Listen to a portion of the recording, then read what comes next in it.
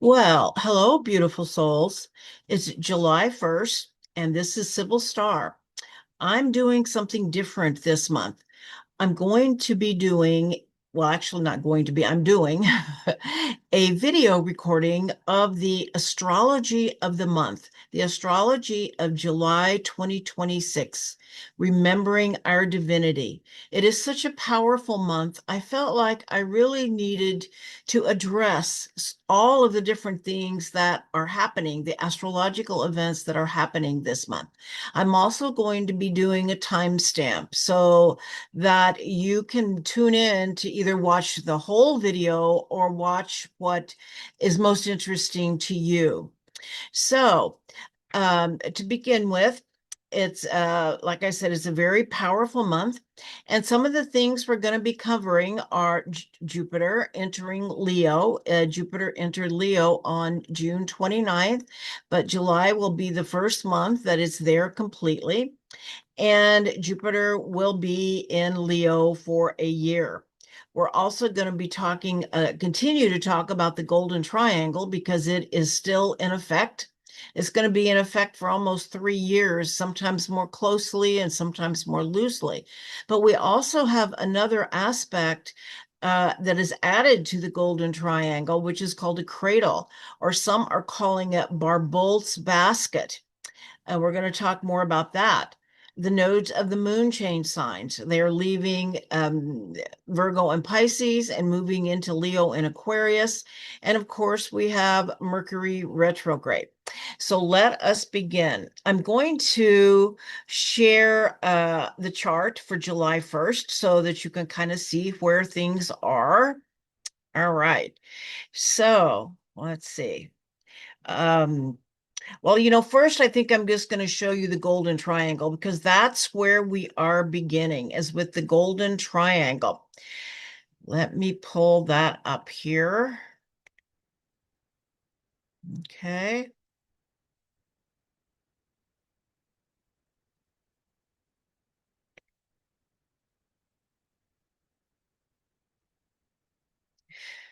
All right. So here is the image of the Golden Triangle. And this is actually from last month, I can see. So we have a Venus here also included. But anyway, so what with the Golden Triangle, what it is Uranus and Gemini, Trine, Pluto in Aquarius, and then they're both sextile, which is 60 degrees. This image isn't quite as clear. It makes it look like it's a grand trine when it isn't, but it's an isosceles triangle. And just so you know, this is a very rare aspect, and it is going to be active for the next 3 years, sometimes more loosely or closely, and other times more loosely. And that is due to the outer planets having entered fire and air signs around the same time. And the outer planets travel very slowly. And so, as I said, it is formed by a flowing trine between Uranus and Gemini and Pluto in Aquarius, with Neptune in Aries, creating sextiles to both planets. And it creates an isosceles triangle, like the pyramids of Giza. And because all three outer planets are involved, this is more than a personal influence. It is a collective evolutionary field that will remain active for several years. The trine between Uranus and Pluto supports awakening, innovation, and transformation, while Neptune serves as the heart centered bridge between them. The trine provides the flow, but the sextile require conscious participation. And this is an aspect of conscious co-creation. It is a field of manifestation. Some are calling it a field of miracles. This is where intention, coherence, and inspired action help transform potentiality into reality. And for this reason, the Golden Triangle, and it's also what's called a minor grand trine. has been called a window to the new earth and a field of miracles, inviting humanity into greater conscious co-creation and heart coherence. We're going to be talking more about this, and probably every time I do a video, I will bring it in because I feel like it's like a divine field that as we align with it and come into our own coherence, provides the ability to consciously co-create a new world. Okay. All right. So next, I'm going to share the chart for July 1st so that I can talk about some of the things that are happening now. And then mid-month, we have the new moon. And at the end of the month, we have the full moon, as well as the nodes changing signs. All right. So let's see here.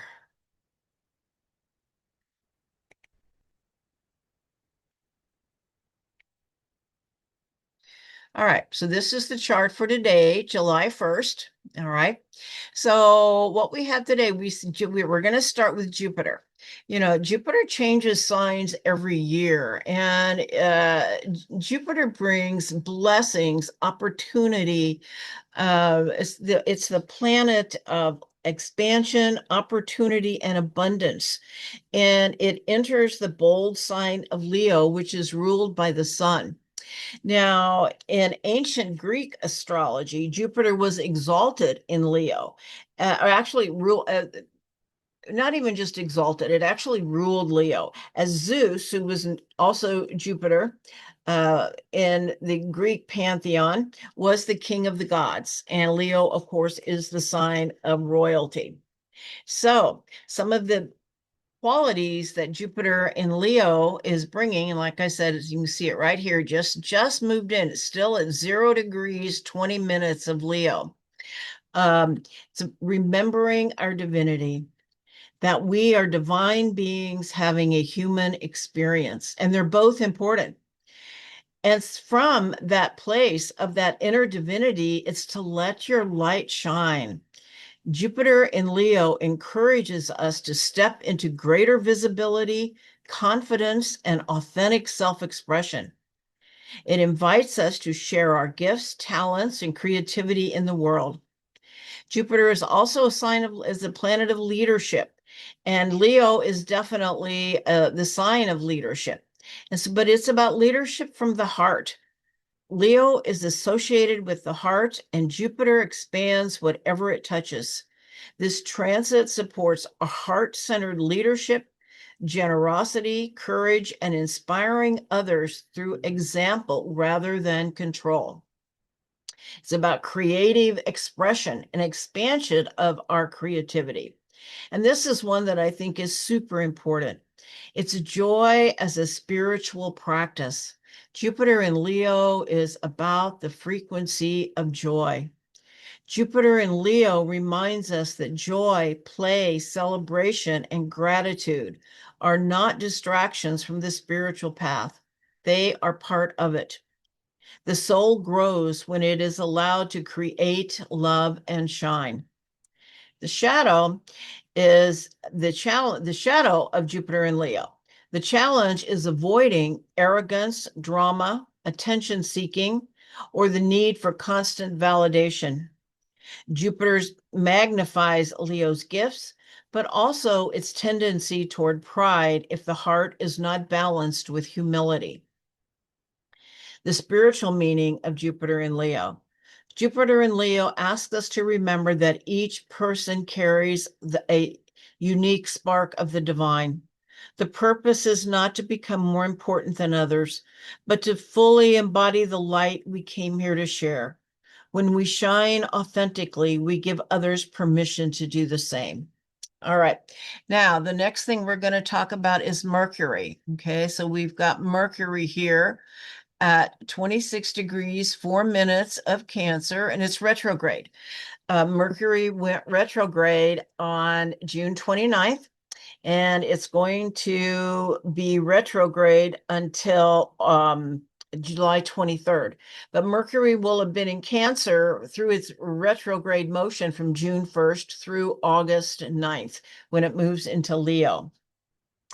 And so we know that Mercury goes retrograde 3 times a year for 3 weeks at a time. And Mercury goes retrograde when we've gotten ahead of ourselves. It's always about slowing down, thinking things through. And we may have delays in communication. And one of the important things, and I had this experience myself, is to wait before reacting, because there can definitely, like, we may create a story in our mind about something that is happening because things are delayed. I had someone who was supposed to get back with me, and their PayPal account they couldn't get into it. And I had created a whole story around that. And it was just, things weren't working right, like they do in Mercury retrograde times. Okay. All right. So, but with Mercury itself in Cancer, it's about increased sensitivity, introspection, and imagination. We have less interest in what is universal and more interest in what affects us personally and what affects the people around us. Our thoughts are maybe colored by our emotions, so it is more challenging to be objective. Like I said, the example that I just gave you, what I just went through. Yeah. Anyway, and Mercury in Cancer can bring up soul memories. Many fiction writers have this placement, because it is said that a lot of the stories of fiction are actually soul memories.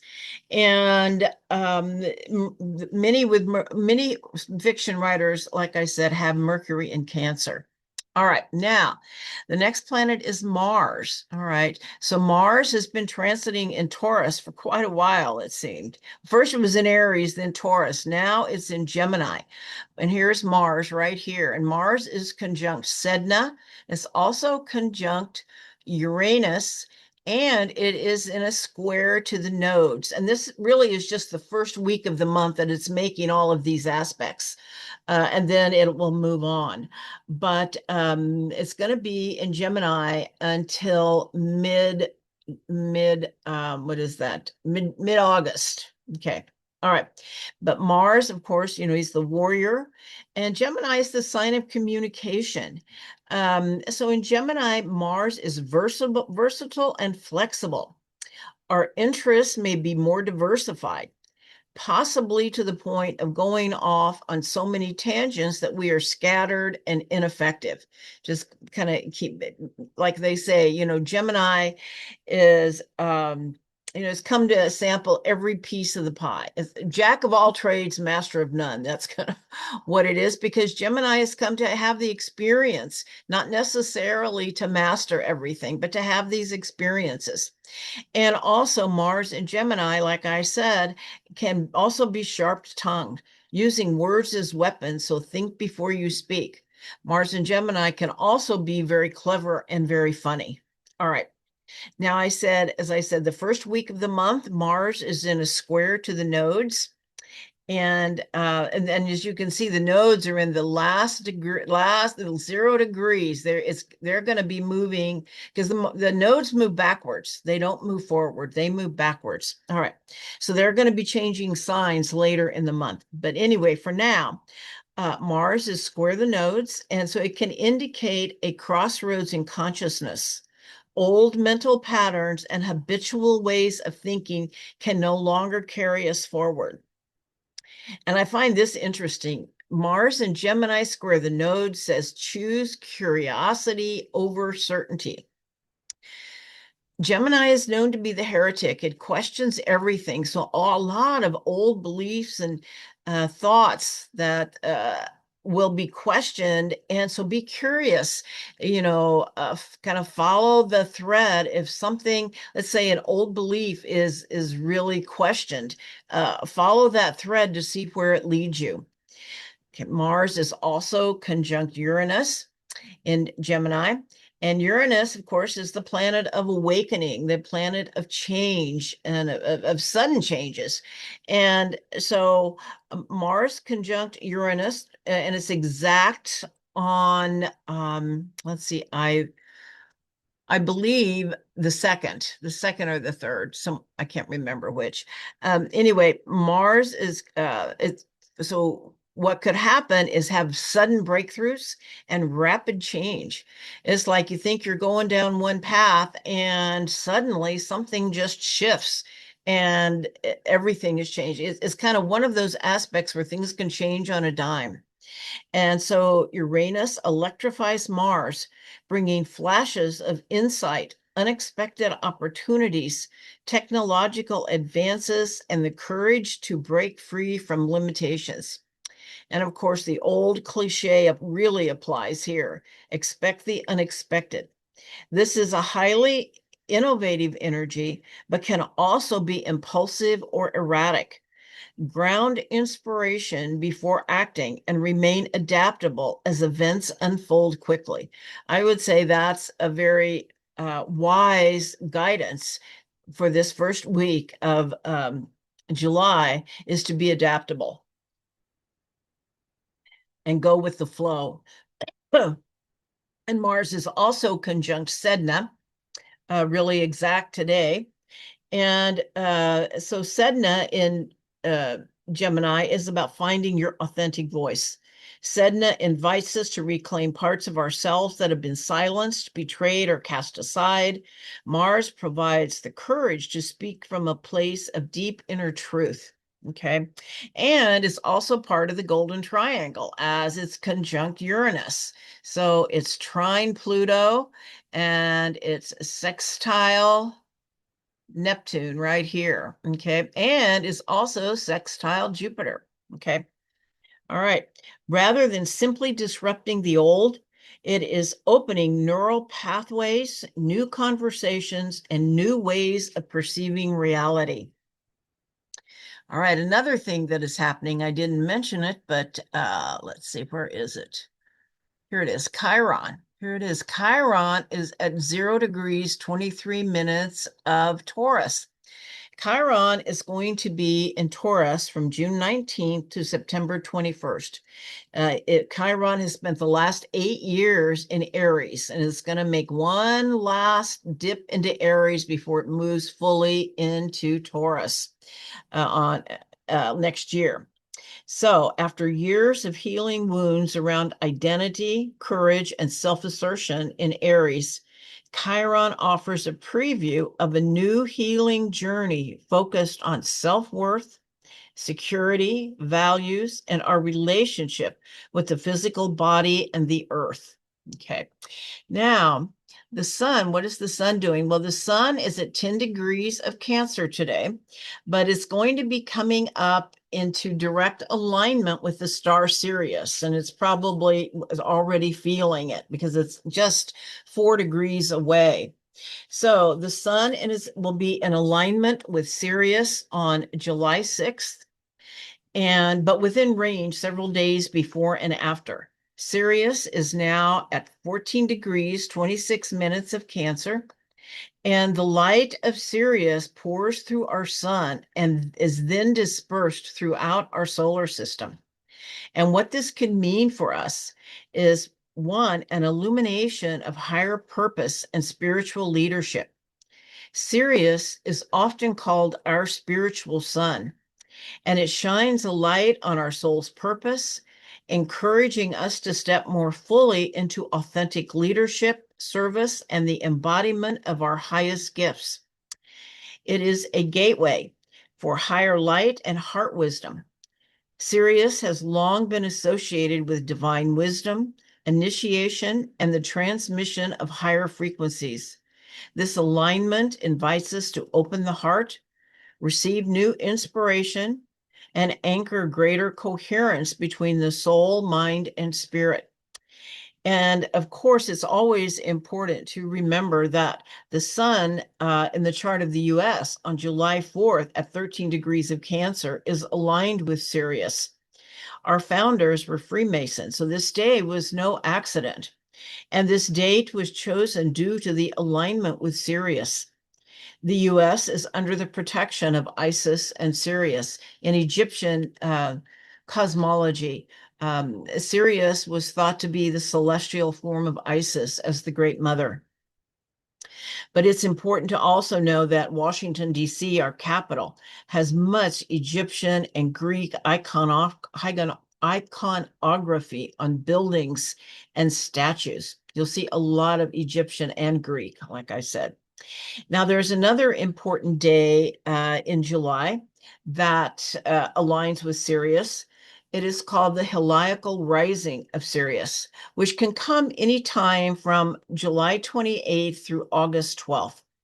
And this is when the star Sirius rises before the sun after being hidden for around 70 days due to the light of the sun. So it's got enough distance from the sun, it can be visible again. And it's the first star that is seen on the eastern horizon. And it can happen anytime from July 28th to August 12th. And it really depends on where you are geographically as to when this occurs. In ancient times, the flooding of the Nile occurred soon after this rising. It doesn't now because they have the Aswan Dam, but before they built the dam, they could pretty much, they knew when the flooding would come. It came after the heliacal rising of Sirius, and it began the Egyptian New Year. Okay. All right. Now I'm going to go to, let's see. All right. Okay, I'm going to go to the next chart, which is the Cancer new moon. I want to pull that up. Okay.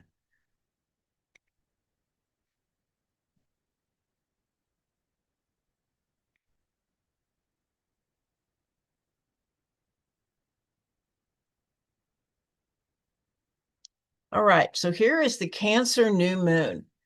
And this occurs on July 14th at 2:44 a.m. Pacific Daylight Time. And so here we have, of course, we've got the sun and the moon in Cancer. They're at 21 degrees, 59 minutes. We could just say 22 degrees.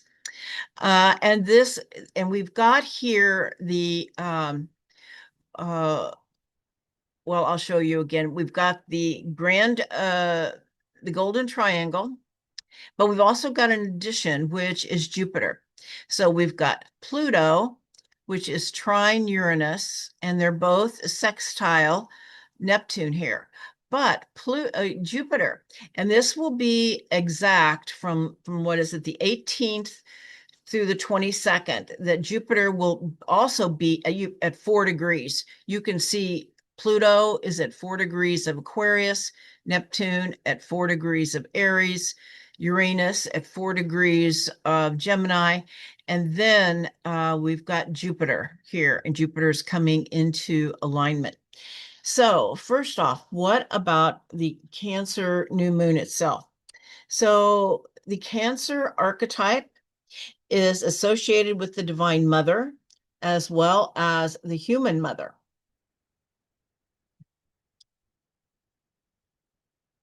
I think I'm just going to take that down. Okay, there we go. I just talk here. Okay, so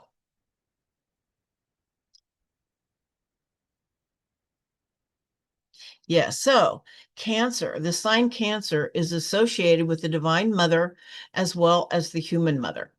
Cancer is about affairs of the heart. And what that actually means, Cancer is very much about love, but it's about learning self-love. It's very easy to hide behind meeting the needs of others. It's much more difficult to get our own needs met. And that is the real challenge for the sign of Cancer. Like I said, it is the first water sign. It's very much about water. People who have strong Cancer really need to be near water. It's about family, clan, tribe, and all domestic affairs. As Cancer is very sensitive, very imaginative, and it's ruled by the moon. And the moon represents the emotional body where all of the memories are held. And as I've been talking about, well, Mercury retrograde is actually conjunct this new moon. And so memories are really significant right now. Many people are having memories of Lemuria, Atlantis, Egypt, and even beyond that. Uh, the ancient symbol, the current symbol of Cancer is the crab, but the ancient symbol is the tortoise, where they're the turtle, where there's a soft inside but a strong armor outside, because Cancer can be very defensive as they're protecting their heart, because a very sensitive heart. And so it's really important to stay out of that shell as much as possible. Just go in and withdraw when you need to. But it's also very subjective. So it's really important to learn how to take nothing personally. I have some Cancer energy, and that book, The Four Agreements by Don Miguel Ruiz, was so helpful to me when he spoke about to take nothing personally. And it really helped me understand that people are all dealing with their own stuff. You know, it just may land on us, but it's really their own stuff. And to be able to hold it that way. Okay. All right. Now, as I said, it is conjunct Mercury retrograde, which increases the imagination and the memories. Mercury retrograde in Cancer often brings memories, and not simply memories of this lifetime, but memories that live in the soul. But we could have memories of this lifetime. I mean, there could be things bubble up that just really need to be let go of. And so they need to come into our conscious awareness. But a lot of the memories are older than this lifetime. They are memories that live in the soul. And so last month, I had a really incredible experience. During the Gemini new moon, my video, I suggested that because the Gemini new moon last month was aligned with the pyramids in Egypt, well, they were aligned with the belt stars of Orion, which are those three stars are aligned with the pyramids of Egypt. And so I suggested that people may have memories arise from Egypt or some other ancient wisdom. And as it turns out, I had an experience, whether it was a memory or whatever it was. And this was about ancient Egypt. And I'm just going to share it with you. I started doing some work with the Monroe Institute. I don't know if any of you are familiar with the Monroe Institute, and they work with sound. And it was the first time I had done any kind of meditation with them. And so I put on my headphones, and the sound that I experienced was like the low hum of the universe. And I just really felt it, that frequency just permeating all the cells in my body. And I felt my cells become very expansive. And I just started like drifting through the universe. I could feel myself in different galaxies and just moving, through this energy field. But ultimately, I found myself in the Great Pyramid. And I've been to the Great Pyramid. I had a very powerful healing in the Great Pyramid. And as I was there, what I realized, I saw that I was part of a group that was holding this frequency in our bodies. And the frequency, I could see and feel that it was expanding my biofield. Everything was expanding. But what I really noticed was, and it took focus. If I let go of my focus, the frequency would diminish. And then if once I focused again, I could hold the frequency. And I became aware that this group of people were like field stabilizers of this frequency. And that what was happening was we were holding the field for a person, an individual who was going through a shamanic initiation there in the Great Pyramid, in the sarcophagus there. And as I realized that as we held the field for that person to astral travel, to move into other dimensions, and that it was like our collective field was the power source. So, anyway, I just wanted to share this with you because I feel like this is kind of symbolic of the Golden Triangle. This experience occurred while the Golden Triangle was active. And whether it was a symbolic experience, an archetypal vision, or a soul memory, what stayed with me wasn't just Egypt, it was coherence. I understood that transformation wasn't created by one individual. It happened because a group was able to hold a stable field of frequency. Now, I want to show you something else that is happening. Like I said, on from actually all month, it's just there's 4 planets that are at 4 degrees. Um, so Jupiter comes in at 4 degrees with the golden triangle of Pluto, Uranus, and Neptune, and makes what is called Barbault Basket, or a cradle aspect. So I'm going to share this with you now. Okay, let me get that cradle up here.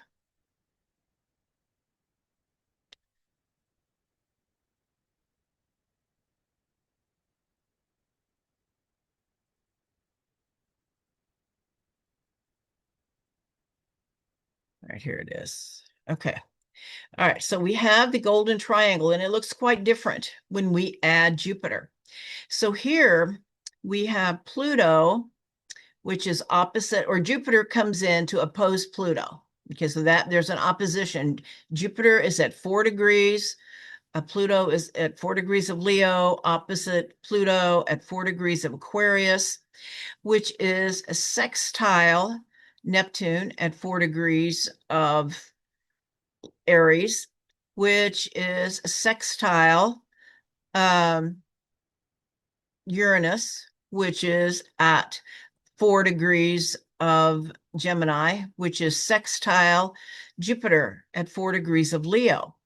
And Jupiter also makes a trine to Neptune, and Pluto also makes a trine to Uranus. So you see, it makes a basket. It's like more of a container. Okay. Oh, and just, okay. So what does this mean?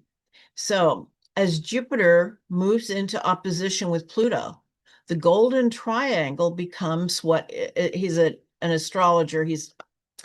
I'm not sure when it's been a while, maybe in the 1930s or 40s, something like that, called this a basket.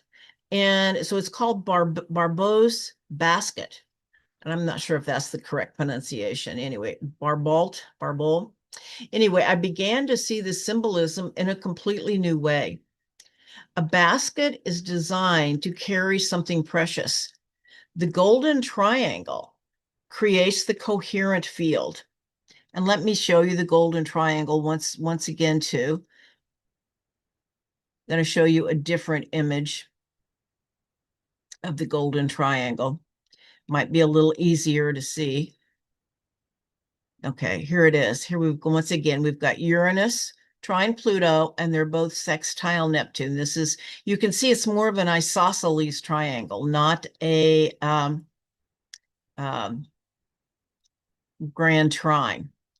All right,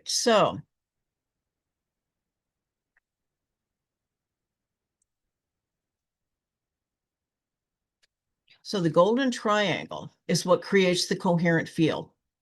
The basket gives that field purpose. It becomes a container that can hold transformation, not just for ourselves, but collectively. And if this is a collective pattern, then perhaps one of the most meaningful ways to work with it is collectively. Just as a choir can create harmonies that one voice alone cannot, a group and heart coherence may create a stronger field than any one individual. During the time this basket is active, gathering in groups to meditate from the heart with a shared intention of peace, healing, or awakening may be one way of consciously participating in this extraordinary moment. From July 18th to the 22nd, all four of these planets are at 4 degrees. In numerology, 4 is often associated with stability, foundations, and building something that can endure. Symbolically, it feels as though this extraordinary pattern is establishing a stable, energetic framework upon which something new can be built. The golden triangle and Barbault's basket are not simply transitory configurations. They establish an energetic framework that will remain active for several years. As I have spoken earlier, the golden triangle is in effect for 3 years due to the slow-moving outer planets entering air and fire signs in a similar time frame. And as far as I am aware of, no one seems to, in the astrology I guess, academia or anywhere seems to know if this has ever happened before, that all three outer planets moved into air and fire signs at the same time. So, and they travel slowly. So they continue to make this framework and of the golden triangle. But also, anytime the other planets move into air or fire signs, they then create the basket. And so it activates different dimensions of this field, offering new opportunities for individual and collective evolution. And Jupiter in Leo, adding this to the basket, invites us to infuse this coherent field with the remembrance of our own divine nature. As we remember who we truly are, joy becomes less an emotion dependent on circumstances and more a frequency we consciously embody and share. Okay, I hope that wasn't too much, but in mid-July for the new moon, I'm going to be sharing a little more about this. And we're also going to do a heart coherent meditation so we can experience the energy. And like I shared with the experience that I had with the Monroe Institute, I experienced that field of coherence and how powerful it actually is when we are in coherence with others. Okay. All right. All right, now we've got the sun enters Leo on July 22nd, and the sun rules Leo. So it's here, it loves to be here, it's very proud, outgoing, and playful. Um, it's a time of joy, creativity, and really connecting with our inner child as well. And to know that play is is um, is not a luxury. We forget how to play. And Leo reminds us that it's not a luxury, that we need that joy and playfulness in our lives. All right. Now, all right. So on July 26th, the nodes of the moon change signs. They're in a sign for 18 months, or in signs for an axis for 18 months. For the last 18 months, they've been in the Pisces Virgo axis, Pisces North Node, Virgo South Node. And so now we are entering on July 26th, Aquarius North Node, Leo South Node. And the North Node is the way forward. The South Node, it is claiming our gifts while releasing whatever shadow aspects of that sign we might carry. So the North Node in Aquarius invites us to evolve through community, innovation, cooperation, and a higher vision for humanity, while the South Node in Leo asks us to release excessive identification with personal recognition, ego, or the needs to be the center of attention. Within the golden triangle and Barbault's basket, this nodal shift encourages us to use our unique gifts, which is Leo, in service to the collective awakening Aquarius, creating a bridge between individual purpose and humanity's shared future. For years, the North Node in Pisces invited us to deepen compassion, intuition, and spiritual surrender. Now, the North Node moves into Aquarius, asking us to take those spiritual insights and embody them within groups, communities, and humanity itself. It's a shift from personal awakening toward collective participation. All right, we have to speak about Saturn. Saturn's not doing much this month, thank the goddess. Okay, but anyway, Saturn is still in Aries, and Saturn turns retrograde on July 26th. And most of the planets I don't really talk about. Well, I talk about Mercury, Venus, and Mars retrograde, the inner planets, but we can often feel a shift when Saturn goes retrograde. So Saturn's and it's retrograde for 5 months. Saturn's retrograde in Aries, well, I think it's 4.5 to 5 months, somewhere in there. Saturn's retrograde in Aries asks us to pause, regroup, and strengthen our inner foundation. Rather than pushing forward, this is a time to cultivate the discipline, focus, and coherence needed to meet the future with wisdom and integrity. As the evolutionary path shifts to the Aquarius-Leo axis, Saturn reminds us that the greatest contribution we can make to the collective begins with mastering ourselves. All right. Now, the last thing I'm going to talk about is the full moon, which occurs on July 29th at 6 degrees, 30 minutes of Aquarius at 7:37 a.m. Pacific time. Okay. All right. Let me pull this up.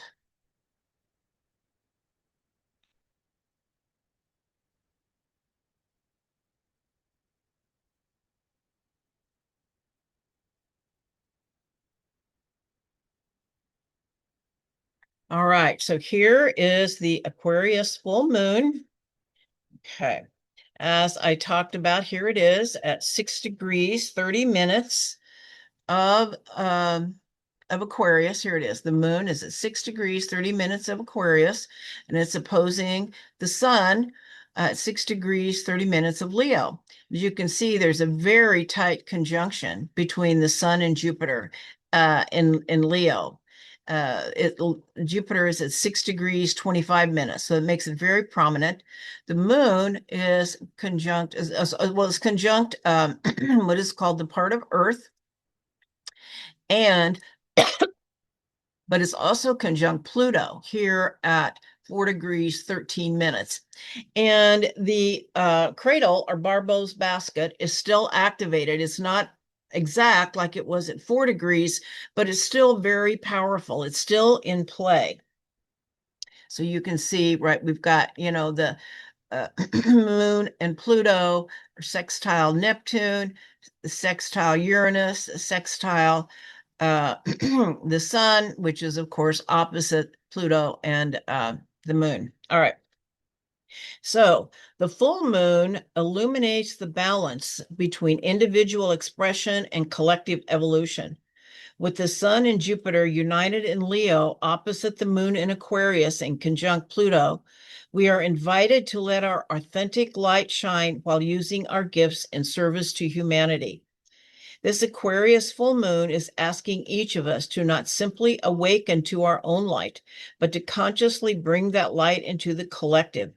Jupiter in Leo reminds us of the joy, creativity, and divinity that live within us.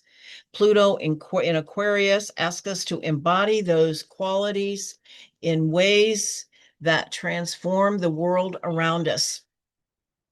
As we each remember who we are, we become living contributors to the coherent field that is emerging on our planet. The Golden Triangle and Barbault Basket remain active, providing a coherent field that supports transformation. This full moon acts like a spotlight, bringing into conscious awareness what has been building throughout the month. The astrology of July says, remember who you are, stabilize your inner field, let your light shine, and offer that light in service to the collective. As we move through this extraordinary month, perhaps the invitation is not to ask, how do I get through these times? But rather, how does the highest expression of who I am meet this moment? It's like there is madness in the world, and we just could, and the key is really, how can I be the best person that I can in this, so that that is how we actually change the field, not by engaging with it. The astrology of July reminds us that a new energetic framework is emerging, one that invites us to remember our own divinity, cultivate heart coherence, and consciously contribute to the collective field. Every challenge becomes an opportunity to embody our highest potential. As we let our light shine with joy, authenticity, and love, we not only transform our own lives, but help weave a more coherent and compassionate world for all. All right. So anyway, it's a very exciting month. I do feel like a new energetic framework is being developed and being accessible to us, to be able as to raise our frequency and our vibration, and to be able to hold it, to become field stabilizers, as I experienced in the Monroe Institute meditation. So, wishing you all a wonderful month. I will be doing a video mid-month for the new moon that will include a heart coherence meditation. If you liked this video, if you found it helpful, please check like and subscribe. And wishing you all a wonderful month, and namaste, and blessings to all.